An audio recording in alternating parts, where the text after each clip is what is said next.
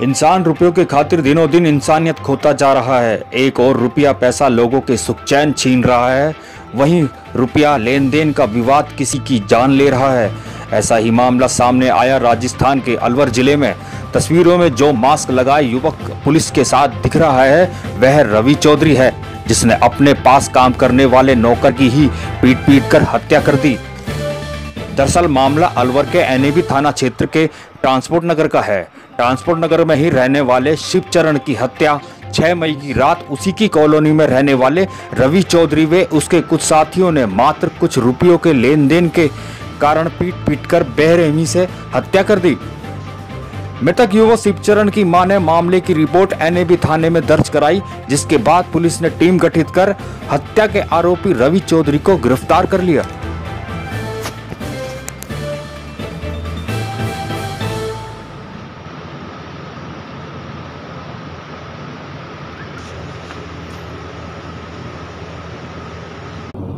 दिनांक 6/5/20 को रात्रि में करीब 1:30 बजे के आसपास हमें पुलिस चौकी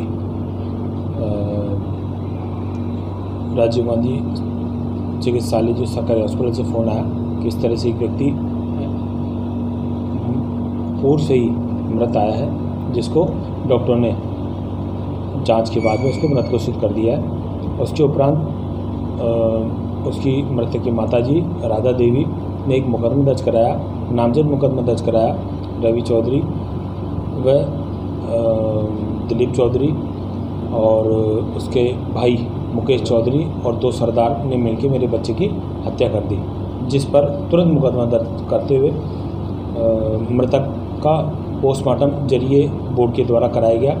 तुरंत टीम गठित की गई। चूँकि हत्या का अपराध गंभीर अपराध है, उसमें टीम गठित करके जो नामजद आरोपियों को हमने गिरफ्तार किया। गिरफ्तार के उपरांत पृथक से पूछताछ की गई, लेकिन घटना के अंदर जो मृतक की मौत कारित की थी उसको हमने आज गिरफ्तार कर श्रीमान न्यायालय के समक्ष पेश कर दिया है। उसमें हमने 2 PC रिमांड फरमाया श्रीमान न्यायालय ने, और इसमें एक आरोपी रवि चौधरी, जिसके यहाँ मृतक काम करता था पिछले 6-7 साल से।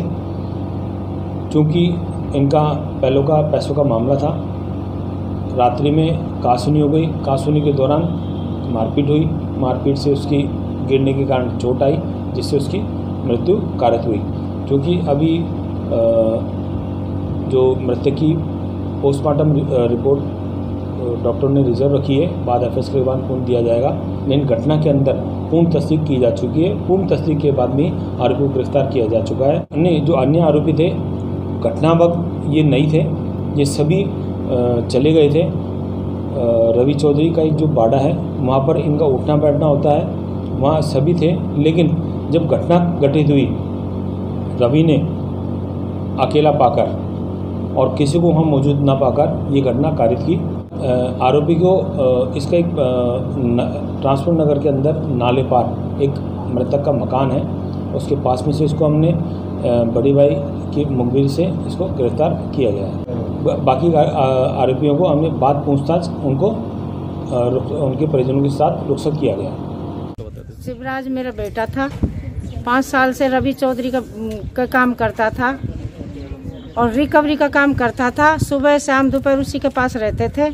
कभी कभी तो वो रात में भी ले जाते थे, बाड़े पे कोई नहीं होता था तो उसी के पास रहता था। उसके सब्जी भी लाना, उसका राशन भी लाना, जो भी काम पड़ता था उसी के पास फ़ोन करता था। उसकी घरवाली भी करती थी, वो भी करता था।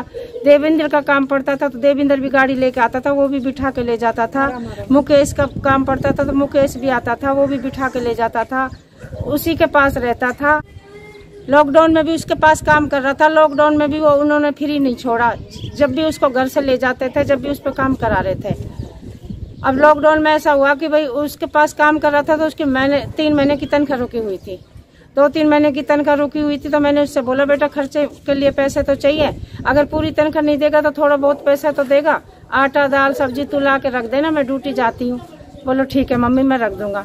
जब वो उसके पास गया तो पता नहीं क्या बात हुई क्या ना हुई, उसने मुझे ये तो नहीं बताया। फिर मैं शाम को ड्यूटी से आई तो मैंने उससे पूछा कि बेटा तू राशन लाया? बोलो नहीं मम्मी पैसे नहीं मिल पाए। बोलो क्यों? बोलो मैं आपके सामने बात करता हूँ। जब उसने फोन उठाया 5 तारीख को 8, साढ़े 8, 9 बजे की बात है, टाइम का फिक्स नहीं है।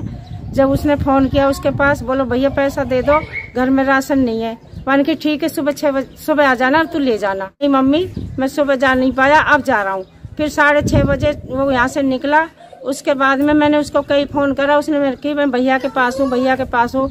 फोन करती रही, मैं आटा की बाट देखती रही और वो घर नहीं पहुँचा।